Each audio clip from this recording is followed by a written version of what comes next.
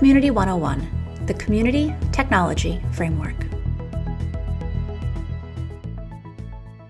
Hello, and welcome to the introduction to the Community Technology Framework.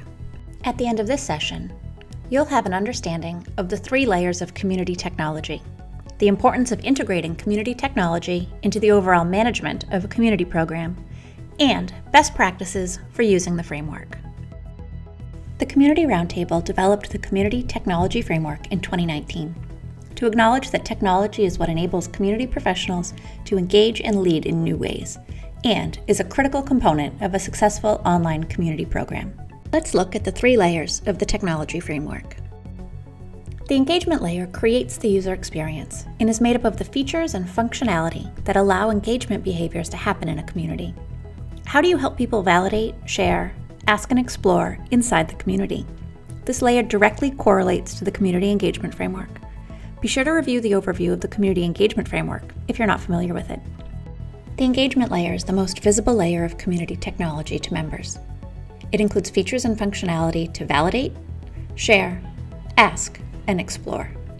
Validation technology encourages members to react, save, or bookmark and personalize their experience. Functionality that encourages sharing allows members to manage their profile, upload documents or blogs, and add to the activity feed and/or a wiki.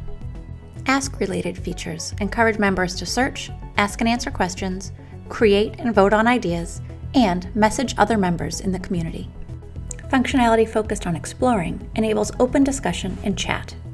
The management layer is concerned with the tactical activities of a community manager, including content management, member management, and event management. Content management is where the community manager manages content and configurations for the integration, including moderation tools, search controls, personalization, UX configuration, and content governance. Member management includes functionality to help the community manager understand member behavior in order to personalize the experience and get the right information, resources, and people in front of each other to optimize the community experience. This encompasses onboarding and welcoming, automation rules, CRM integration, directory integration, profile customization, and billing.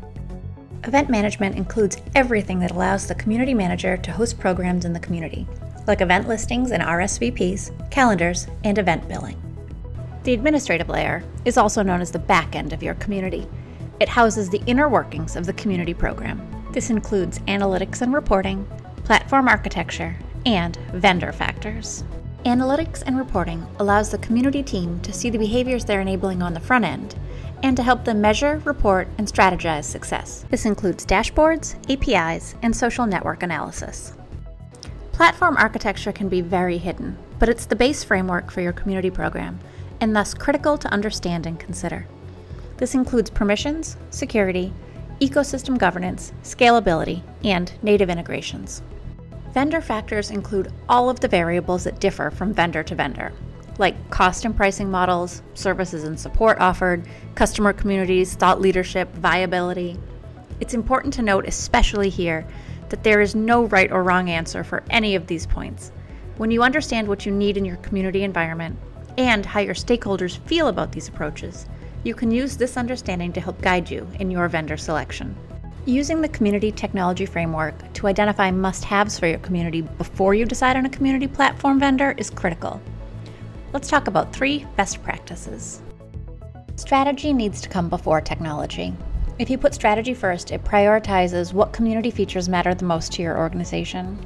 If you don't know what your priorities are right now, you won't know what will pose an obstacle down the road. This allows you to identify what's critical to the success of your community. Once you establish this, you're better able to narrow down the field of vendors who offer an appropriate solution. Focus on key behaviors. This enables you to create use cases and scenarios to share with vendors, like, show me how this would happen in your platform. Then you can compare apples to apples so that you know which vendor has the functionality you require to facilitate your key behaviors. Think about measurement before you think about user interface and user experience. If you can't measure what matters strategically, you can't optimize it.